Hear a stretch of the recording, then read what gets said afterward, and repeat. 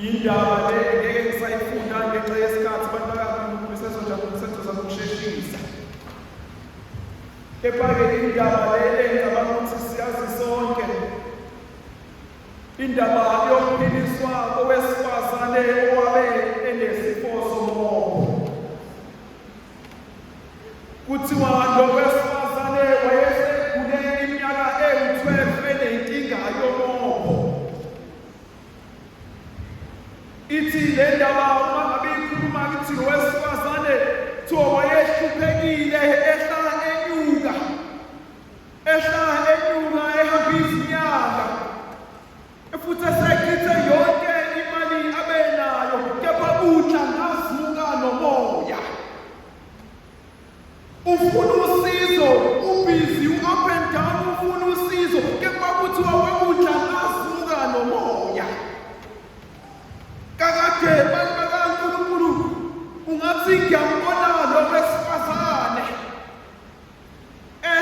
ebhizi efuna usizo, kudla ngazimuka nomoya. Kungathi ngiyambona sesephelelwe yithemba. Kungathi ngiyambona lo wesifazane bantu bakaNkulunkulu eseyabuke ngasakuzalanga. Kungathi ngiyambona lo wesifazane eseyishaqele isimo sakho vele kufanele kube njengesiphinde siguquke.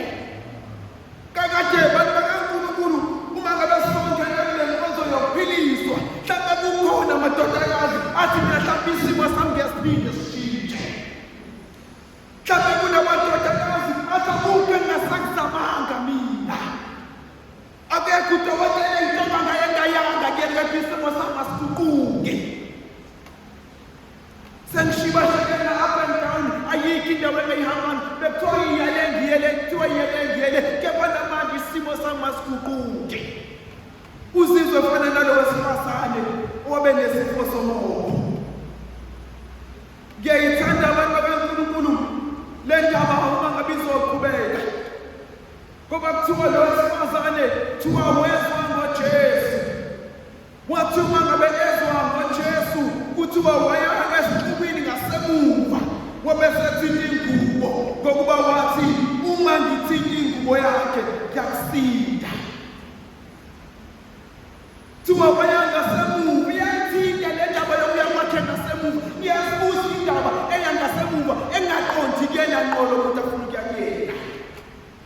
Iyavuka indaba yokuba umuntu uma enesifo somoya ngaleso sikhathi wayebonakala njengomuntu ongcolile ongafanele ukuba abe phakathi kwabantu. Kwabiza ukuba ahambe ngemuva ngenxa yokuthi uyazi ukuthi ngingcolile, akufanele kabe ngiphakathi kwabantu. Uma ngiza phambi kwabo bazongibona bangikhulume ukuthi ufuna nini ngelolanga. Kakade ngemlomo wethu siyakhuluma, bazongibona bambuze ukuthi ufuna nini ngelolanga. Iminyaka ewu-12 yonke usephile njengomuntu ongcolile, owaziwa njengomuntu ongcolile. Hey, ungathi ngiyambona ethi hayi sengithuke kwanele, sengikhulunyiwe kwanele, ngengisakwazi ukuya phambi kwabo hleze baphinde bangikhulume. Sengike bazi kwanele emphefumulweni wami ngenxa yezinkulumo engiyithole ngenxa lesifo enginaso. Kakade bantu bakaNkulunkulu, iyavuka kumina indaba yokuba kwesinye isikhathi kunabantu abangezogula emzimbeni, kepha umuntu azogula emphefumulweni unezibazi. Kunabantu umuntu ubonehleka emamatheke ejabulile, kanti inhliziyo yakhe iyakhala. Bantu bakaNkulunkulu, kakade uma ngabe size kule nkonzo, inkonzo yokuzophiliswa, ayona inkonzo yokuzophiliswa kuphela emzimbeni kepha nasemphefumulweni. Kunabantu umuntu usethi mina sengikhulunywe kakhulu, angisafuni ukuthi into ehlangene namakholwa. Kunabantu mihla namalanga inhliziyo zabo ziyakhala, emphefumulweni yabo baxokisekile. Kunabantu abazothi mina sengihamba ngemuva kuhle kwalo wesifazane sengiyanyenya ngenxa yokuthi vele le-self-esteem angisenayo, sebengikhulume kakhulu laba bantu.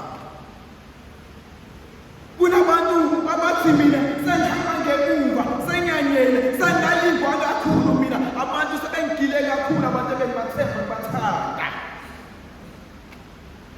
kunabantu abazothi mina ngizonyela ngihambe ngemuva kuhle kwalo wesifazane kakade kunabantu abalimele emphefumulweni asebekhule iminyaka ngeminyaka namhlanje kubantu bengizothi inkonzo yakho yokuzothi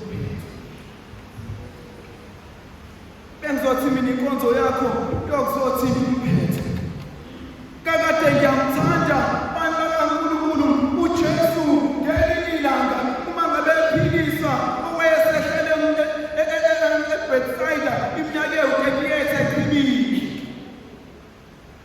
uthi mayehlale lapho bayambuza uyafuna yini ukuphila uthi hayi njalo ngabe ngithi ngekibili sezanyazanyisiwe kukhona umhlula yangene kuthiwa khabo uyafuna yini ukuphila mhlawumbe lo mbuzo uzobona kwebusuku omkhuleko uyafuna yini ukuphila uyafuna yini ukuphila uthi uJesu hayi thatha uhlala lwakho ebesuhamba thatha uhlala lwakho ebesuhamba hayi ukuthi ngiyabona abantu kaNkulunkulu lo muntu usehlele kulolu hlaka iminyaka ewu-38 useyaligoqa uhlala lwakhe usalungisela ukuhamba uma ngabe ligoqa lolu hlala lwakhe akagoqi kuphela uhlala kepha usagoqa ney'nkulumo eseyikhululiwe ngaye ehlele lolu hlaka uthi yebo sekukhululiwe kanye namhlanje ngiyalivala ichapter ngiyagoqa mhlawumbe bekuyinkonzo yokugoqa ama-chapter okukhula kwethu sibinkonzo bantu kaNkulunkulu yokusogoqa olwethu uhlala uyalazi olwakho uhlala osuhlale kulona iminyaka ngeminyaka lo wesifazane uza ngemuva ngoba akafuni ukubonakala akafuni ukwazi ukuthi kuye ozekwazothina uJesu akafuni kwaziwe ngaye ngoba uyazi ukuthi kuzoxoxwa ngaye manje ezikhulwini uyazi ukuthi mababonakala kuzokhulunywa ngaye sasa kuseni kuzobe kuphuzwa ngaye itiye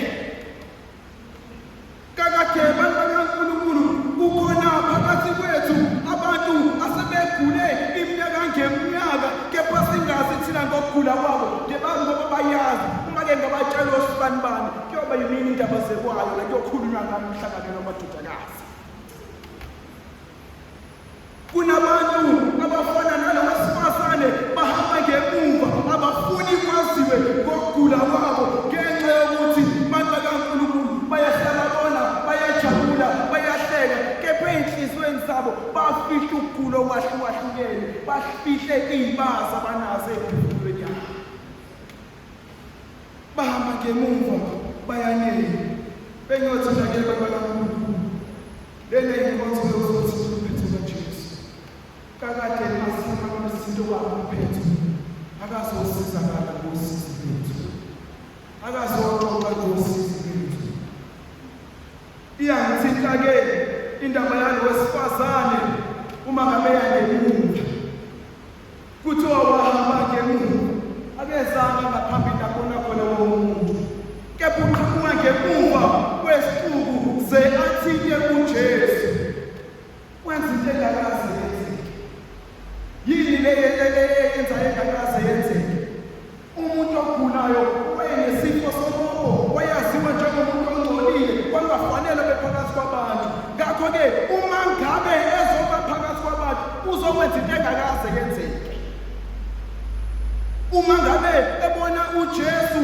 ebona ukuthi nakho umuntu ozomphilisa uthi hayi ngiyiphula yonke le mithetho namhlanje ngizokwenza okungakaze kwenzeke ngoba ngabona uJesu bantu bakaNkulunkulu nabengiyothi le nkonzo kwangathi bengabe inkonzo nathi la sizofona khona nalo wesifazane ebese sithi hayi mina uma ngabe ngilihambiselelo ngafike ngafumana amandla amasha ngizokwenza kunyaka ka-2024 izinto engakaze zenzeke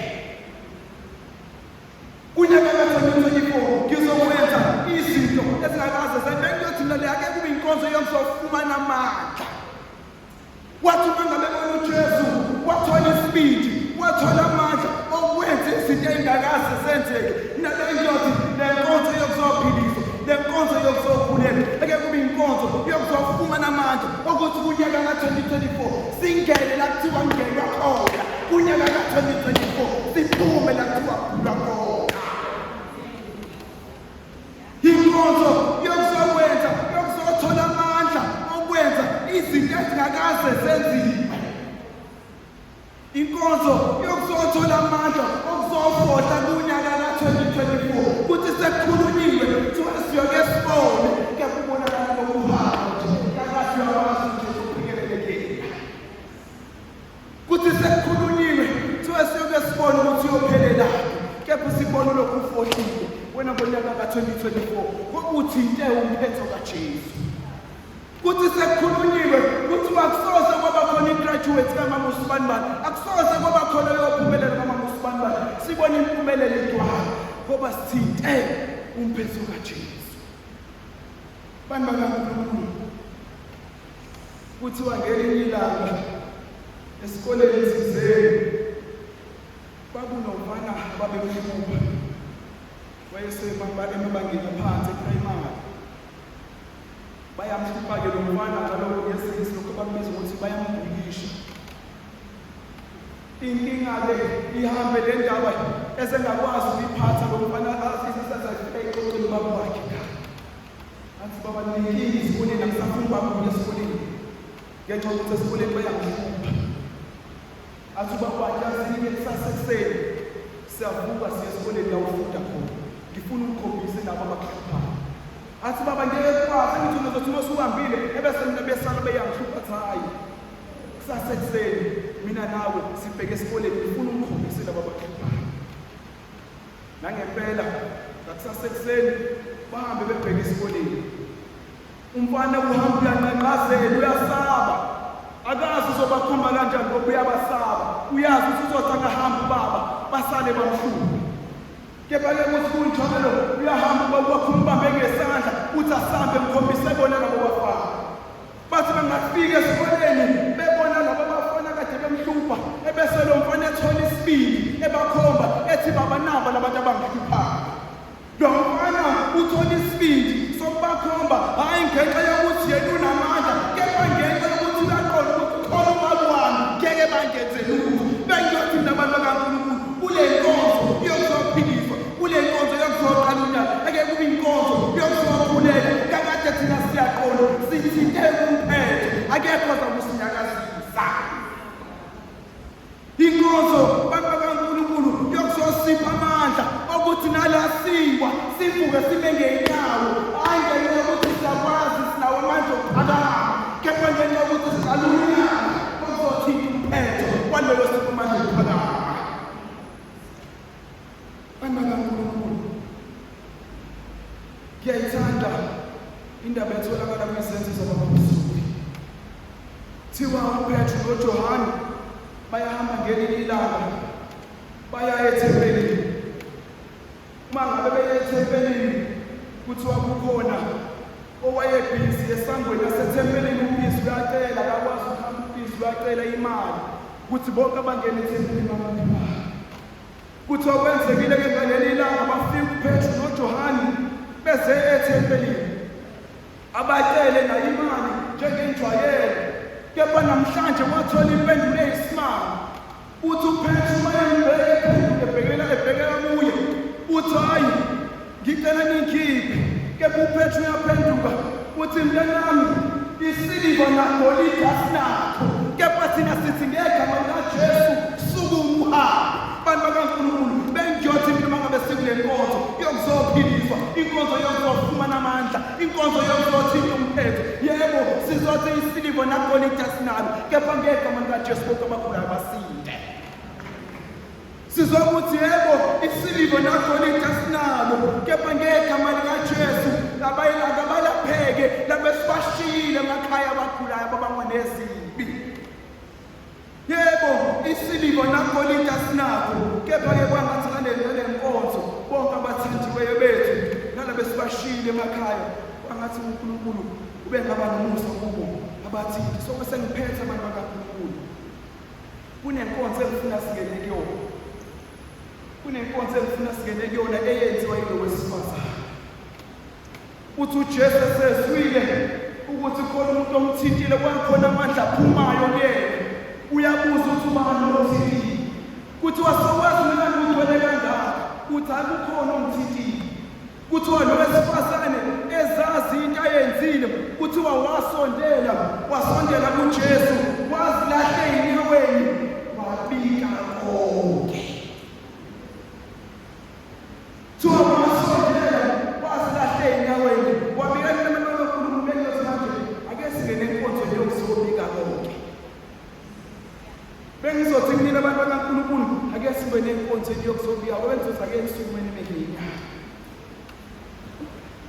esukumeni mengene songena enkonzweni yokukhuleko manje la socela uNkulunkulu basiphilise kepha laphilise ithi kakade mangabe sihamba sizihambele sodwa kunabantu esibathwele emakhaya esibashiye begula bebanga besiphi kunabantu esiphila nabo emphakathini esiphila nabo kunabantwana bethu esibashiye emakhaya iy'nhliziyo zabo ziyakhala mihla namalanga zinezibazi bagiliwe empilweni benzothi mhlawumbe leke kube yinkonzo yokusokhuleka singazikhulekeli thina sothi kepha sibakhulekele na